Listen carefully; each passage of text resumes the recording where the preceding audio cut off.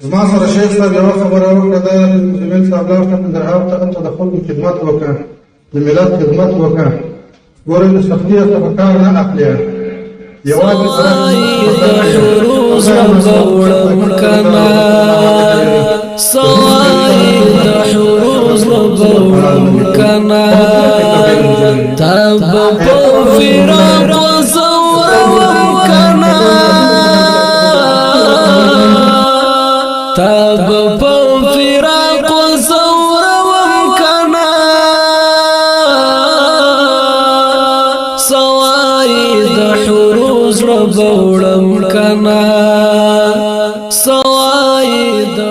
ښاغلی مولوي محمد زمان مزمل د هغه مشرانو څخه و چې د ډېر عاجز او ساده طبیعت خاوند و. همیشه یې د ده دروازه د ټولو هیوادوالو پر مخ خلاصه وه. د اذان نیوز محترمو لیدونکو السلام علیکم. د بلخ والي ښاغلی مولوي محمد داود مزمل نن سهار 9 بجې د اداري غونډې پر مهال په یو چاودنه کې په شهادت رسېدلی ده. له ښاغلي مولوي محمد داود مزمل سره 2 تنه نور هم په شهادت رسېدلي او 15 تنه ټپیان شوي دي. د اسلامي امارت د واکمن کېدو څخه وروسته د اسلامي امارت لومړنی والي ده چې په شهادت رسېږي.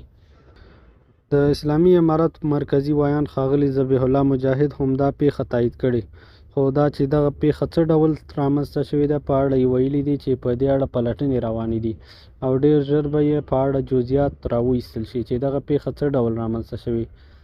ښاغلی مولوي محمد داود مزمل له دې وړاندې د ننګرهار ولایت والي و چې بیا وروسته د بلخ ولایت لپاره والي وټاکل شو. دغه چاودنه د اداري غونډې پر مهال رامنځته شوې ده. د صفونو تصفیه یو له مهمو هغه څه دی چې اسلامي امارت ورباندې ډېر ترکیز کړی، خو لا هم د خپلوۍ، واسطې او نورو پاللو له امله دغه ډول پیښې رامنځته کیږي. د نظام مسؤلین باید د مشرانو امنیت ته ډیره توجه وکړي، هسې نه خدای مکړه له دې بده پیښه هم رامنځته شي، ځکه د انډیوالۍ د پاللو له امله ډیر خطرناک عواقب رامنځته کیدلی شي او داسې کسان د امنیتي ادارو منځته داخلېدلی شي چې هغه د افغانستان د اوسني نظام پر ضد وي. همداسې ډول د نظام په منځ کې ځینې پخواني کارکوونکي په پریمانه اندازه شته ده، هغوی چې لا هم په فکري او عقیدوي ډول د اسلامي امارت سره وران دي، خو ظاهرا شکل یې هم د مجاهدینو ته ورته ده. د تیرې ادارې هغه کارکوونکي، هغه که تخنیکي و یا هم نور اداري بخښونکي، باید تر کلکې څارنې لاندې ونیول شي. خدای مکړه داسې پیښه رامنځته نه شي چې له دې ډېرو بده بدتره وي. د یو انسان فکر او عقیده بدلېدل او هغوی چې تر اوسه له اسلامي امارت سره په جګړه کې ښکېلو، ډېر ژر یې فکر نه بدلیږي. له همدې امله مشران هم باید خپل امنیت ته توجه وکړي. د دوی لږه بې پروایي د ډېر سترو پیښو منځته راتګ سبب کیدلی شي. دا د مولوي محمد داود مزمل هغه وینا ده چې کله لومړي ځل لپاره بلخ ته راته او هلته د والي په توګه ټاکل کېده.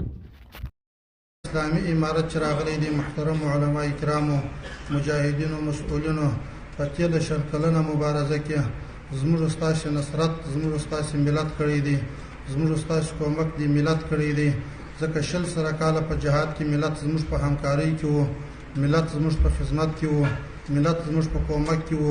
اوس باید موږ تاسې کوشش وکړو ټول د ملت خدمت وکړو، د ملت د هوساینې لپاره باید په ځان باندې شپه او ورځ یوه کړو، باید موږ خپل ټول وخت دوی په خدمت کې مصروف کړو. د ټولو مسؤلینو څخه هغه که ولسوال صاحبان دي، که امنیه قومندانان دي، که د حوزو امیرین دي، که رئیسان صاحبان دي، د ټولو څخه مې خواهش دا دی چې موږ تاسې باید خپلې دروازې د خپل ملت پر مخ باندې خلاص وکړو او د ملت په مشکلاتو ته رسیدګي وکړو.